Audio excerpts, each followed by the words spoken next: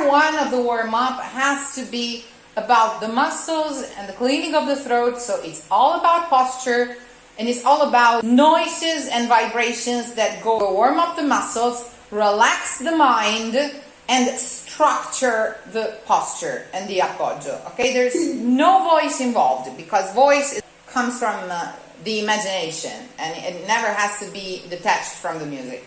Taller and taller, and you keep stretching your spine. Just feel and check what your pelvic muscles have to do to just keep you standing on your feet, to keep you balanced. Because if you really want to get taller without going like this, okay, if you really want to keep your tail down and under control and then touch the ceiling with the top of your head, you just have to counterweight this posture with your lower abdominal muscles, lower back muscles. You need to feel as if you have some sort of a saddle, like that of a horse, everything. Feel you're solid on that saddle, and just as if you were riding a horse, where to keep the balance you have to stay straight. Picture someone who's riding a horse. They're never like this. They're always like this, because they have to be in control of the animal, and they have to be in control of their legs and pelvis muscles, because whatever the animal does, they can keep the balance, okay? If they go like this, they would be thrown off immediately. They would completely lose control. So pretend you're riding a horse. You're riding a horse, you have to keep your balance from below. So those muscles are very active, and you are becoming taller and taller. Check what your pelvic muscles do, and also check how your rib cage, hence your diaphragm, expands differently if you keep this posture. Hear my voice, what it does. If I go from this, like this, it's very resounding, it's very appoggiato. I'm not doing anything fatiguing in particular, but my voice is well resounding because the spine is in place. If I go like this, I start pushing, because I will cut overtones, okay? So I will have to go like this. No.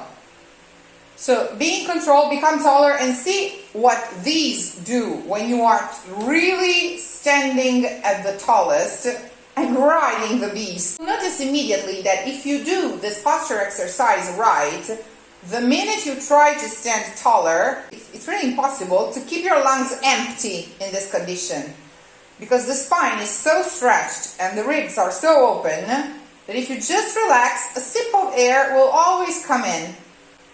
You don't have to go, you don't have to push in order to make space for the air. If you really stand tall, okay, all you have to do is to refresh the posture as you're speaking, and the air will come in the sufficient amount without inhaling too much air, which is really counterproductive when we're singing. This is phase one. I stand tall, I reach the highest spot with my north pole and the lowest spot with my south pole. This is for exercise as a warm-up. When we'll be singing, we will use adjustments of this preliminary exercise, okay? We will not take it literally, okay? This is just to develop the right automatisms. So, stand tall, stretch your spine, and when you stretch your spine, see how your rib muscles react. And that's phase one. Phase two, you stay still and keep it there. 1, 2. Okay? And you stay afloat. Your head can relax. You can drop it down as if you are falling asleep. Not too low. Just at a point where it allows you to stay as tall as possible. Okay? And in order to stay as tall as possible, you cannot be like this. Okay? Immediately. As tall as possible. Okay?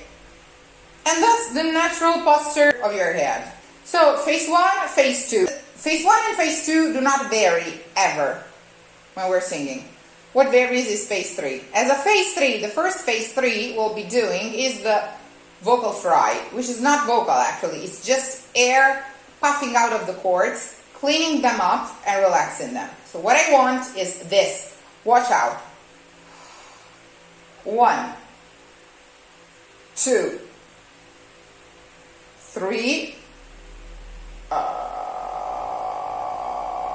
as if it was a tiny little burp, with no voice involved, just air off the glottis. Dribbling is crucial, it's essential. If you lay a sound on muscles that are maybe well stretched, but still and stiff, the result will always be this one. So that dribbling, I always suggest, phase 1, phase 2 is still but dribbling. Constantly dribbling, calibrating the sound, ready to embrace the sound with muscles that are pulsing with life and blood. And that's especially true before a high attack, a hard filato, something, you know, that worries you a lot. You don't have to go ta, you have to go somehow, okay? So use the dribbling in phase 2. Prepare, still, dribble, lay the sound on it.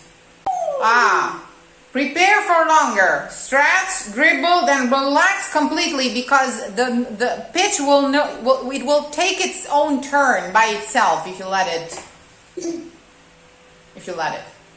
Not too many in a row, it's the preparation that counts. So less attempts, but better calibrated.